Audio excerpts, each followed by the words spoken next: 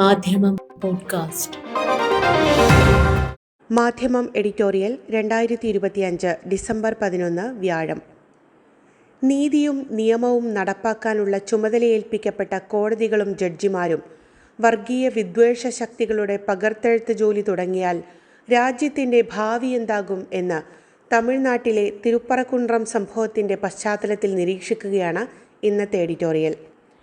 ജാതീയ ഉച്ചനീചത്വങ്ങൾ തിരികെ കൊണ്ടുവരാനും വർഗീയത ആളിക്കത്തിക്കാനും ഛിദ്രശക്തികൾ പതിറ്റാണ്ടുകളായി പണിപ്പെട്ടിട്ടും വഴങ്ങാതെ തന്തേ പെരിയാറുടെയും ദ്രാവിഡ നേതാക്കളുടെയും സമത്വപാഠങ്ങളിൽ ഉറച്ചു നിൽക്കുന്ന മനസ്സാണ് തമിഴകത്തിൻ്റേത്. അവിടെ വിഷം കലർത്താനുള്ള നീക്കങ്ങൾ ഏതു കോണിൽ നിന്നായാലും ചെറുത്തു തോൽപ്പിക്കുക എന്നത് രാജ്യത്തിൻ്റെ നിലനിൽപ്പിന് തന്നെ അത്യന്താപേക്ഷിതമാണ് എന്നും മാധ്യമം എഡിറ്റോറിയൽ ചൂണ്ടിക്കാണിക്കുന്നു.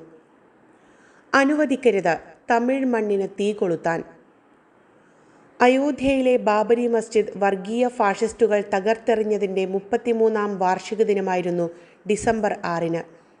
നൂറ്റാണ്ടുകളായി ബാങ്കുലി മുഴങ്ങിയ നമസ്കാരവും പ്രാർത്ഥനകളും ജീവകാരുണ്യ പ്രവൃത്തികളും നിർവഹിക്കപ്പെട്ടിരുന്ന ആ പള്ളി പിടിച്ചെടുത്ത് തകർക്കുകയും ആ ക്രിമിനൽ കുറ്റകൃത്യങ്ങളിൽ പങ്കുവഹിച്ചവരുടെ മേൽനോട്ടത്തിൽ അവിടെ പടുകൂറ്റൻ ക്ഷേത്രം ഉയരുകയും ചെയ്തതിനു പിന്നിൽ നിരവധി കണ്ണികളുള്ള ആസൂത്രിതവും സംഘടിതവുമായ ഒരു ഗൂഢതന്ത്രമുണ്ടായിരുന്നു.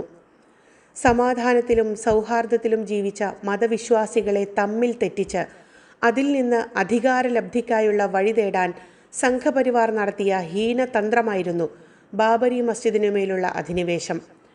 പള്ളിയിലേക്ക് അതിക്രമിച്ചു കടന്ന് വിഗ്രഹം സ്ഥാപിക്കലും വിശ്വാസികളെ ആട്ടിയോടിക്കലും വിദ്വേഷ പ്രസംഗങ്ങളാൽ വൈകാരികത സൃഷ്ടിക്കലുമായിരുന്നു പിടിച്ചടക്കലിൻ്റെ ആദ്യപടി.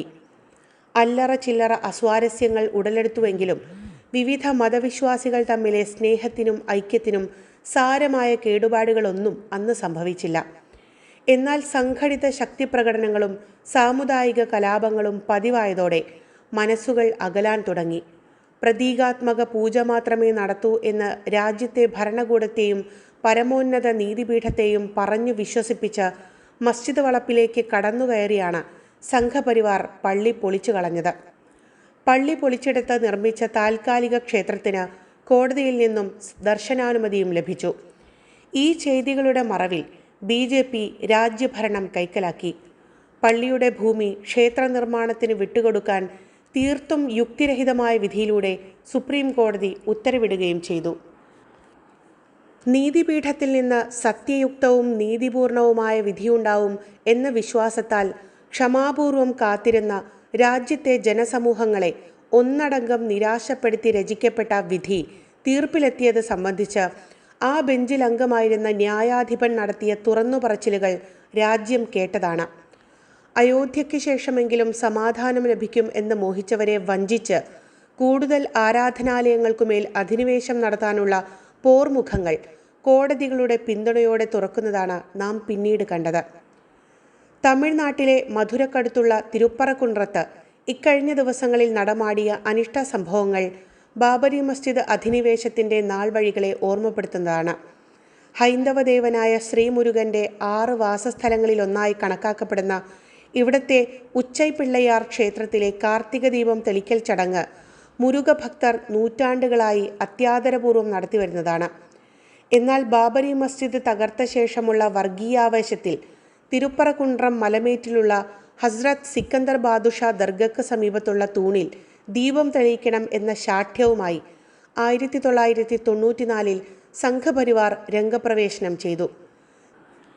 ചരിത്രപരമായോ ആചാരപരമായോ ഒരു പിൻബലവുമില്ലാത്ത ആവശ്യം അനുവദിക്കാനാവില്ല എന്ന ജസ്റ്റിസുമാരായ കല്യാണസുന്ദരം, ഭവാനി സുബ്രഹ്മണ്യം എന്നിവരടങ്ങിയ ഹൈക്കോടതി ഡിവിഷൻ ബെഞ്ച് 2017 ഡിസംബറിൽ വ്യക്തമാക്കിയതുമാണ്. അതുകൊണ്ടൊന്നും പിന്മാറാതെ തിരുപ്പറക്കുണ്ട്രത്തെ അയോധ്യയാക്കി മാറ്റി തെന്നിന്ത്യയിൽ കടന്നുകയറാൻ കണക്കുകൂട്ടുകയാണ് സംഘപരിവാർ. കേവലമൊരു ദീപം തെളിയിക്കാനല്ല, അതിൻ്റെ മറവിൽ തമിഴ് മണ്ണിൽ തീ കൊളുത്താനായിരുന്നു അവരുടെ പുറപ്പാട്. കഴിഞ്ഞ വർഷം ഇക്കാര്യമുന്നയിച്ച് സമർപ്പിച്ച റിട്ട് ഹർജി സമാധാനവും സൗഹാർദ്ദവും തകർക്കാൻ വഴിവെക്കുമെന്ന് ചൂണ്ടിക്കാട്ടി കോടതി തള്ളിയിരുന്നു. ശേഷം നടന്ന ഹിന്ദുത്വ വർഗീയ നീക്കങ്ങളെ MK സ്റ്റാലിൻ നയിക്കുന്ന തമിഴ്നാട്ടിലെ DMK മുന്നണി സർക്കാർ ധീരമായി ചെറുക്കുകയും ചെയ്തു. ഈ വർഷം സമർപ്പിക്കപ്പെട്ട ഹർജിയിൽ കക്ഷികളുടെ വാദം പോലും കേൾക്കാൻ നിൽക്കാതെ 2017 ഡിവിഷൻ ബെഞ്ച് ഉത്തരവിന് വിരുദ്ധമായി ദർഗയ്ക്ക് സമീപത്തെ തൂണിൽ ദീപം തെളിയിക്കാൻ സർക്കാരിന് നിർദ്ദേശം നൽകി ഹൈക്കോടതി ജഡ്ജി GR സ്വാമിനാഥൻ. ഈ വിധി നാടിന്റെ സമാധാനം തകർക്കുന്ന ദുർവിധിയാകും എന്നതിനാൽ സർക്കാർ നടപ്പാക്കിയില്ല. അതിനെതിരെ കോടതിയലക്ഷ്യവും ചുമത്തപ്പെട്ടിരിക്കുന്നു. നീതിയും നിയമവും നടപ്പാക്കാനുള്ള ചുമതലയേൽപ്പിക്കപ്പെട്ട കോടതികളും ജഡ്ജിമാരും വർഗീയ വിദ്വേഷ ശക്തികളുടെ പകർത്തെഴുത്തു ജോലി തുടങ്ങിയാൽ രാജ്യത്തിന്റെ ഗതി എന്താവും? ഭരണസ്വാധീനത്താൽ ന്യായാധിപക്കുപ്പായം സിദ്ധിച്ചവരിൽ പലരും ഇതിനകം ചമച്ചുവിട്ട വിധികൾ തന്നെ രാജ്യത്തിന്റെ അന്തസ്സിനും ഭരണഘടനാ തത്വങ്ങൾക്കും കളങ്കം ചാർത്താൻ പോന്നതാണ്. അതുകൊണ്ടുതന്നെ വർഗീയ ധ്രുവീകരണത്തിന് വഴിവെച്ച GR സ്വാമിനാഥനെ ജഡ്ജി സ്ഥാനത്ത് നിന്ന് നീക്കം ചെയ്യണം എന്ന പ്രതിപക്ഷ MP-മാരുടെ ആവശ്യം ന്യായവും സമയോചിതവുമാണ്. പ്രത്യേക സമുദായത്തിൽ നിന്നുള്ള അഭിഭാഷകരോട് ഈ ജഡ്ജി പക്ഷപാതപരമായി പെരുമാറുന്നുവെന്ന MP-മാരുടെ ഇംപീച്ച്മെന്റ് പ്രമേയത്തിലെ ആരോപണവും ഗുരുതരമാണ്. ജാതീയ ഉച്ചനീചത്വങ്ങൾ തിരികെ കൊണ്ടുവരാനും വർഗീയത ആളിക്കത്തിക്കാനും ഛിദ്രശക്തികൾ പതിറ്റാണ്ടുകളായി പണിപ്പെട്ടിട്ടും വഴങ്ങാതെ തന്തൈ പെരിയാറുടെയും ദ്രാവിഡ നേതാക്കളുടെയും സമത്വ പാഠങ്ങളിൽ ഉറച്ചു നിൽക്കുന്ന മനസ്സാണ് തമിഴകത്തിൻ്റേത്. അവിടെ വിഷം കലർത്താനുള്ള നീക്കങ്ങൾ ഏത് കോണിൽ നിന്നായാലും ചെറുത്തു തോൽപ്പിക്കുക എന്നത് രാജ്യത്തിൻ്റെ നിലനിൽപ്പിനു തന്നെ അത്യന്താപേക്ഷിതമാണ്. മാധ്യമം പോഡ്കാസ്റ്റ്.